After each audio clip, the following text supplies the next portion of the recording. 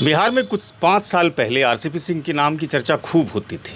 वो पहले राष्ट्रीय अध्यक्ष बने जदयू के और इस्पात मंत्री भी केंद्रीय बने। बाद में फिर भारतीय जनता पार्टी से उन्होंने अपना संबंध रख लिया, लेकिन बातें भारतीय जनता पार्टी में भी नहीं बनी। चूँकि 2025 का वर्ष चुनावी है, तो ठीक इससे पहले अक्टूबर में आरसीपी सिंह ने एक पार्टी राजनीतिक रूप से गठित कर दी है, जिसका नाम है आप सबकी आवाज़, जिसे आशा पार्टी कहते हैं। पिछले दिनों कहलगांव विधानसभा के गोराडीह में होली मिलन के सहारे राजनीतिक साधने की कोशिश की गई थी और उसमें से जो प्रमुख नाम आ रहा है कहलगांव विधानसभा से चुनाव लड़ने की, उसमें हंसल सिंह का नाम आ रहा है। हंसल सिंह वही हैं जो भागलपुर नगर निगम के एक बहुत ही आकर्षक चेहरे माने जाते थे और वार्ड संख्या 32 के वो पार्षद भी रहते हैं। हालांकि चुनाव हार गए, लेकिन अब विधानसभा चुनाव में वो किस्मत आजमाने की जुगत में लगे हुए हैं। आरसीपी सिंह तो जदयू के राष्ट्रीय अध्यक्ष रहे, भारतीय जनता पार्टी में आए, अब आप सबकी आवाज़ पार्टी को उन्होंने बना लिया है। तो ये थोड़ा सा कॉन्सेप्ट क्लियर करिए कि आरसीपी सिंह का अस्थायित्व कितना है आप सबकी पार्टी में। सबसे पहले तो आपके चैनल के सभी दर्शकों को मेरा प्रणाम। आरसीपी सिंह पूर्व में जदयू के राष्ट्रीय अध्यक्ष रह चुके हैं, एक आईएएस पदाधिकारी भी रह चुके हैं। उनकी जो सोच है बिहार विकास कैसे करे, बिहार कैसे तरक्की करे, बिहार कैसे आगे आवे, ये सोच के साथ वो अपनी पार्टी का निर्माण किए हैं और इसमें लगभग तमाम चेहरे पुराने जदयू के ही हैं जो इस पार्टी में शामिल हुए हैं। अच्छा, एक चीज़ हंसल भाई, आप देखते होंगे कि बिहार में अब अगर गठबंधन की राजनीति करना बड़ा मुश्किल हो गया है राजनीतिक पार्टियों के लिए। तो चूँकि चुनाव भी बिल्कुल हम लोगों के मुहाने पर खड़ा हुआ है, तो बिहार की जनता और ख़ासतौर से जहाँ से आप लड़ना चाहते हैं कहलगांव विधानसभा से, उस क्षेत्र की जनता इस बात को जानना चाहती है कि क्या एनडीए के हिस्सा बन जाएंगे या इंडिया के हिस्सा बन जाएंगे या स्वयं ये अपने इंडिपेंडेंट अपने कदमों पर अपने कंधों पर चुनाव लड़ेंगे। सर, हमारी पार्टी के लिए गठबंधन का दरवाज़ा सबके लिए खुला हुआ है। अभी किसी से गठबंधन की संभावना अभी नहीं है, लेकिन दरवाज़ा खुला हुआ है। जहाँ तक कहलगांव का सवाल है सर, तो मैं विधानसभा प्रभारी भी पार्टी की तरफ से नियुक्त हुआ हूँ। तो मैं अभी घूम रहा हूँ क्षेत्र में, लोगों का नब्ज टटोल रहा हूँ। मैंने देखा कि पूर्व जो विधायक वहाँ के रह चुके हैं, उनकी स्थिति काफ़ी दयनीय है। उन्होंने क्षेत्र में कोई काम नहीं किया, न किसी आम जन से उन्होंने मिलना अच्छा समझा।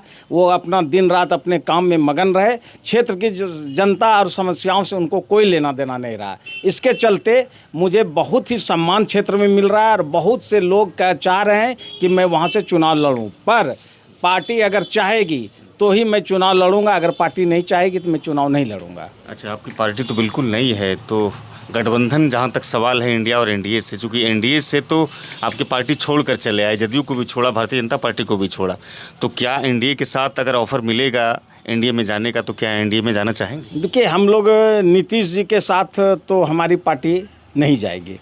उनको तो 4 लोगों ने हाईजैक कर लिया है उनकी पार्टी को, इसीलिए इस सब से ग्रसित होकर हमारे माननीय राष्ट्रीय अध्यक्ष जी पार्टी से अलग हुए। उनको बेइज्जत भी किया गया। आप लोगों ने भी देखा, इतने अच्छे नेता को, इतने अच्छे काम करने वाले को कोई सम्मान वहाँ नहीं मिला। इसलिए परम आदरणीय माननीय आरसीपी बाबू ने अपनी नई पार्टी बनाई है, आप सबकी आवाज़ राष्ट्रीय आशा।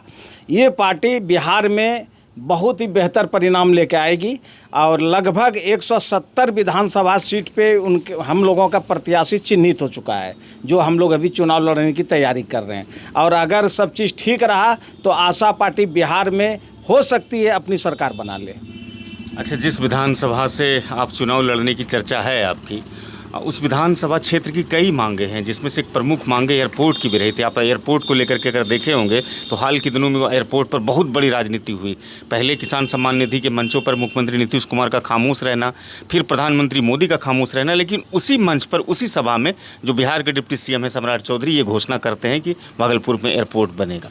फिर बाद में कैबिनेट जो बिहार का पास होता है बजट सत्र, उसमें भी चर्चा होती है। तो भागलपुर के लोग इस अधेड़ बुन में हैं कि क्या सच माने में एयरपोर्ट भागलपुर में बनेगा या नहीं बनेगा। देखिए, एयरपोर्ट जो है ना, भागलपुर शहर वालों के लिए झुंझुना है। ये सिर्फ झुंझुना है, चुनावी झुंझुना है। एयरपोर्ट ना तो गोराडीह में बनने जा रहा है, और जहाँ तक सुल्तानगंज का सवाल है तो पूरे सुल्तानगंज में बाढ़ में परेशानी आती है, हर जगह बाढ़ की पानी आती है, तो फिर एयरपोर्ट कहाँ बनेगा। तो इसको हम लोग जो है ना चुनावी झुंझुना समझ रहे हैं और आज ये 20 साल से एयरपोर्ट की समस्या देख रहे हैं, यहाँ बनेगा वहाँ बनेगा, लेकिन बनना उनना कुछ नहीं है। कहलगांव विधानसभा चूँकि कोयरी, कुशवाहा, कुर्मी बहुल माना जाता है और वहाँ पर सदानंद सिंह की बहुत दिनों तक सत्ता रही है और आप भी उसी जाति से आते हैं।